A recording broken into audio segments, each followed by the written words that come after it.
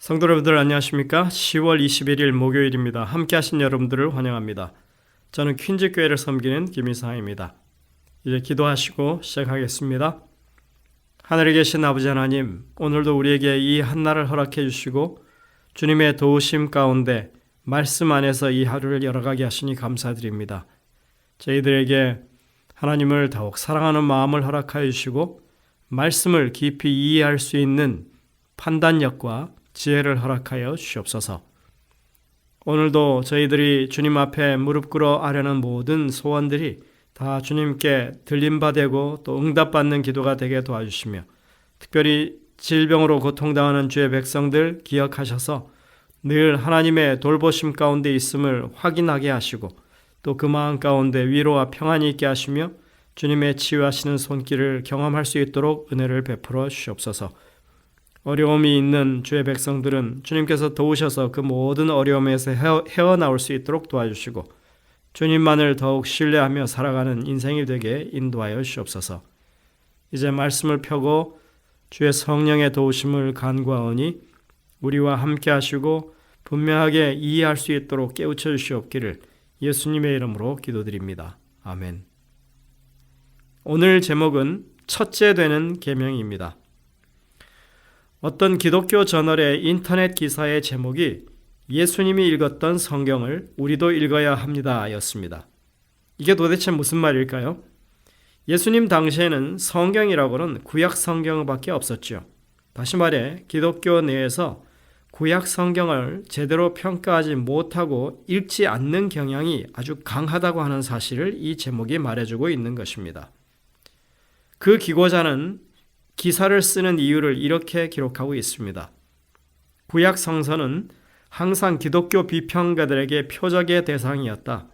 표면적으로 가혹해 보이는 도덕 규범과 고대 문화 규범은 오늘날에 와서는 쓸모없고 심지어 야만적으로 여겨지기까지 한다.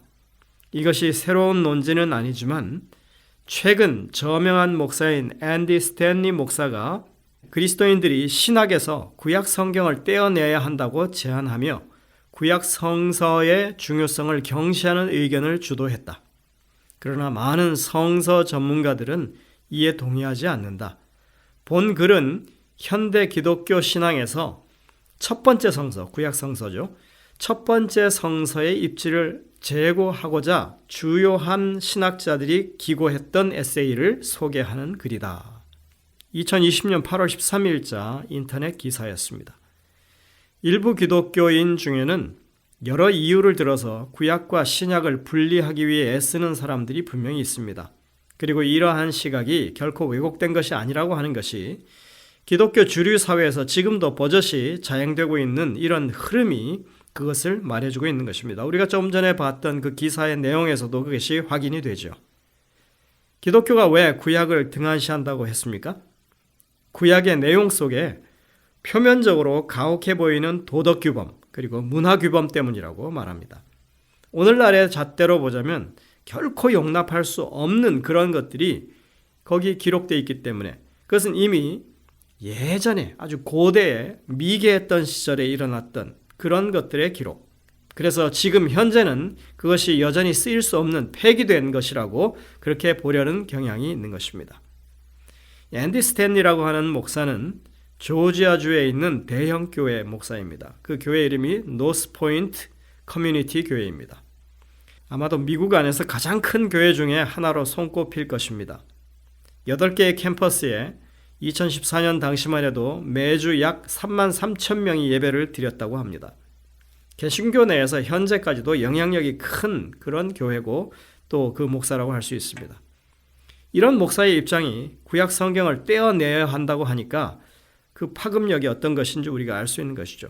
물론 앤디 스탠리 목사가 말하는 바를 이 실천 신학적으로 전혀 이해하지 못할 바는 아니지만 그렇다고 해서 구약 성경을 버려야 한다고 하는 일은 결코 일어나서는 안 되는 일입니다. 신약의 참된 의미를 제대로 이해하기 위해서라도 구약을 포기해서는 안 되는 것입니다. 그건 그렇게 할 수가 없습니다. 우리가 예수님만 생각해 봐도 그렇습니다. 구약에서 예수님에 대한 예언이 없다면 예수님의 존재는 알려질 수 없고 입증될 수 없습니다. 예수님의 존재에 대한 이런 계시뿐만 아니라 그분의 삶과 죽음과 부활에 대한 것 또한 구약에서 미리 보여준 것입니다. 더 나아가서 신약 안에서 예수님의 하늘 성소에서의 봉사, 대제사장 사역에 관한 신학적 설명이 추가되고 있는데 이것이야말로 구약에 나타난 예언들과 표상의 성취를 우리가 생각해 볼 수 있는 부분인 것입니다. 많은 경우에 있어서 구약은 신약을 위한 배경과 맥락과 기초를 제공해 줍니다. 예를 들어 구약은 상징하고 신약은 실체를 보여줍니다. 그래서 신약에서는 그것을 그림자와 실체라고 표현하기도 합니다. 이렇게 구약과 신약은 모두 하나님의 선하심과 사랑을 드러내 보여주는 그런 기별입니다. 이것이 바로 예수님께서 보여주셨던 모본입니다. 예수님은 언제나 기록되었으되 또는 성경에 무엇이라 기록하였느냐 이렇게 말씀하셨습니다. 그리고 신약을 기록한 저자들 역시도 계속해서 구약을 인용하고 있습니다. 마가복음 12장 28절부터 30절을 한번 보시겠습니다. 서기관 중 한 사람이 그들이 변론하는 것을 듣고 예수께서 잘 대답하신 줄을 알고 나와 묻되 모든 계명 중에 첫째가 무엇이니까? 예수께서 대답하시되 첫째는 이것이니 이스라엘아 들으라. 주 곧 우리 하나님은 유일한 주시라. 내 마음을 다하고 목숨을 다하고 뜻을 다하고 힘을 다하여 주 너희 하나님을 사랑하라 하신 것이요. 이 서기관은 모든 계명 중에 첫째 되는 계명에 대해서 어떤 질문을 하죠. 그 질문은 당시 유대 서기관들 사이에 입장이 분분했던, 그 입장이 갈렸던 내용이라고 합니다. 그게 뭐였습니까? 모든 계명 중에 첫째가 무엇이냐 하는 것입니다. 이것에 대해서 예수님은 유대인들이라면 누구나 다 아는 신명기 6장의 쉐마로 대답을 하십니다. 여러분들 생각해 보시면 평생을 율법을 공부하면서 그것이 어떻게 적용되어야 하는지를 연구했을 그 서기관이 이런 질문을 했다고 하는 것이 참 흥미롭죠. 그들은 정말 많은 율법을 지켜야 한다고 그렇게 믿었지만 사실 그들의 이 전통에 따르면 613개의 율법이 있다고 그렇게 가르쳤죠. 어쨌든 그 많은 율법이 있었지만 그것과는 상관없이 그것을 한 가지로 요약하려 했다고 하는 것은 사실 그들이 늘 그 율법을 생각하는 사람들이기 때문에 가능했던 일입니다. 예수님의 대답은 신명기 6장에 이스라엘아 들으라, 이 쉐마죠. 우리 하나님 여호와는 오직 하나이신 여호와시니 라고 하는 이 말씀부터 시작해서 온 마음을 다하고 성품과 힘을 다해서 하나님을 사랑하라고 하는 말씀까지를 인용하셨습니다. 예수님께서 여호와를 그들의 유일한 하나님으로 인정하는 말씀을 가리키신 후에 그 진리를 바탕으로 해서 그들이 하나님을 최고로 사랑하라는 부르심을 받았다고 말씀하십니다. 우리가 누가복음을 보면 서기관이 이미 이 대답을 가지고 그 대답을 가지고 예수님께 질문하는 것으로 나옵니다. 그러니까 당시 유대인들 가운데서는 많은 계명들 가운데서 그것을 크게 두 가지로 요약했던 이런 사람들이 있었다고 하는 것을 우리가 알 수 있는 것입니다. 하나님을 사랑하라고 하는 이 명령은 가장 뿌리 깊고 가장 현실적인 신앙적인 메시지가 아닐 수 없습니다.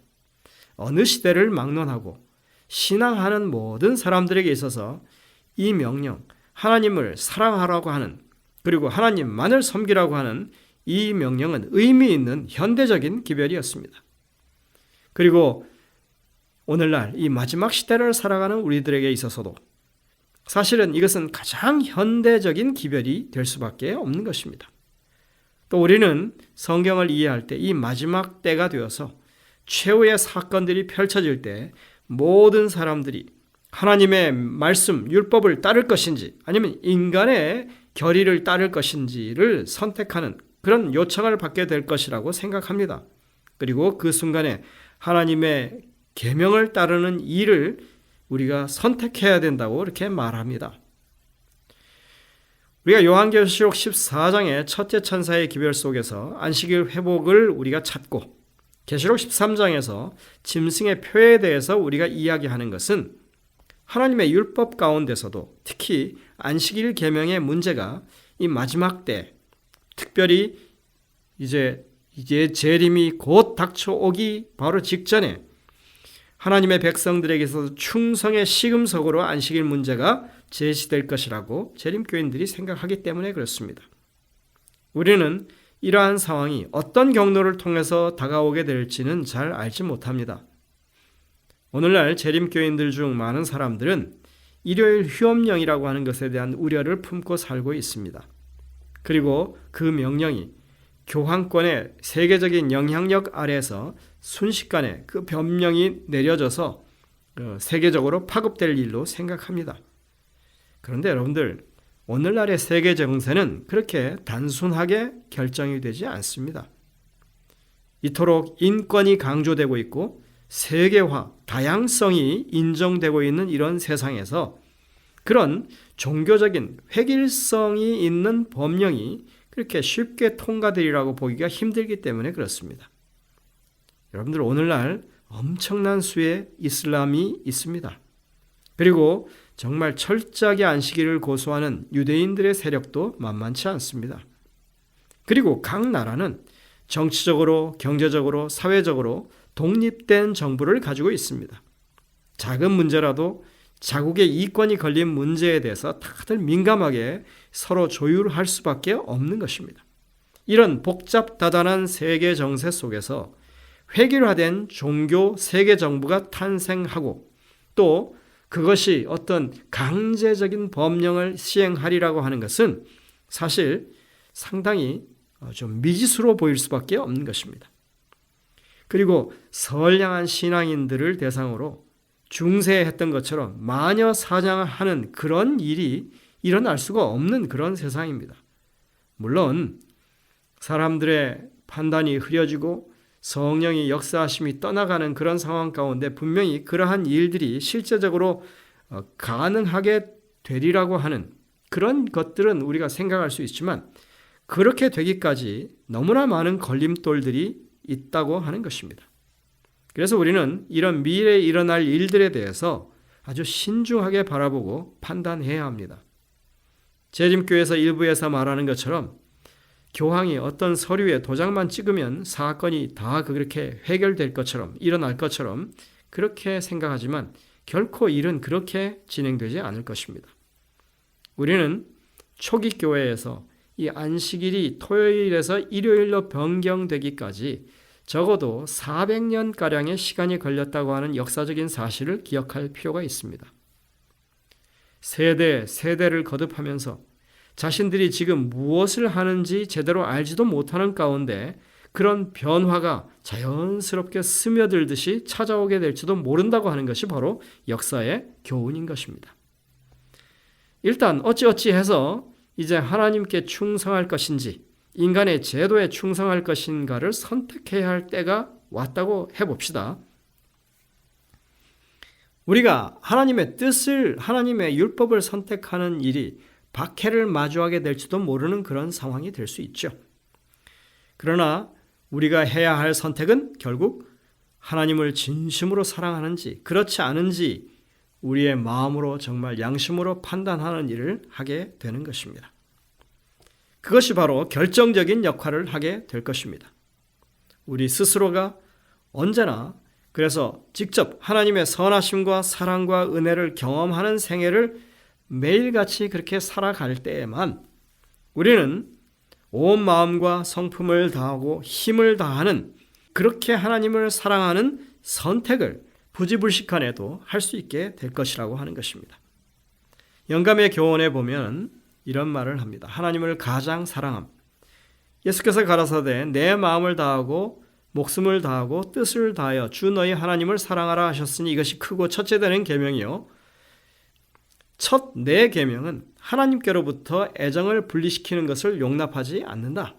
어떤 것도 우리가 하나님 안에서 누리는 가장 큰 기쁨에서 분리시키거나 나누도록 허용돼서는 안 된다. 하나님을 가장 사랑하는 그 일에서 애정을 분리시키거나 심령을 떠나게 하는 것은 무엇이나 어떤 형태의 우상이 된다. 교회증언 1권 289쪽입니다.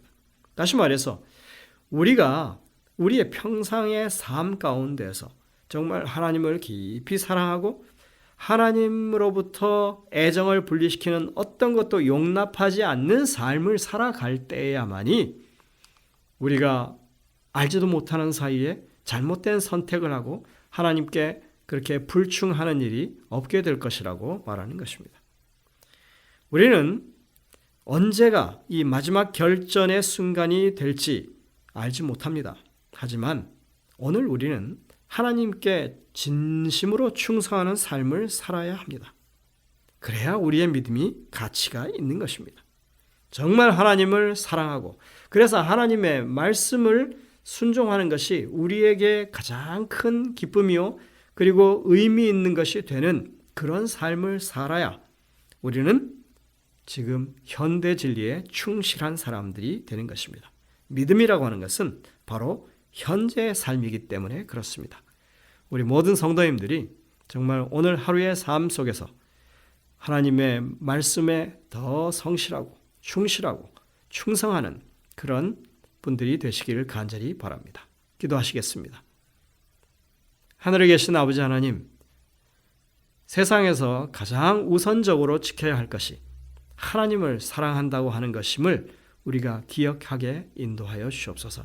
그것이 말뿐이 아니라 우리의 심령에서 정말 기쁨으로 그것을 경험하게 하시고 하나님의 뜻을 존중하고 그것을 따르는 것이 우리에게 생명을 가져다 주고 그리고 하나님께 완전히 우리가 연결되는 삶이라고 하는 것을 참으로 우리의 매 순간 경험하는 저희 모두가 될 수 있도록 인도하여 주옵기를 예수님의 이름으로 간절히 기도드립니다.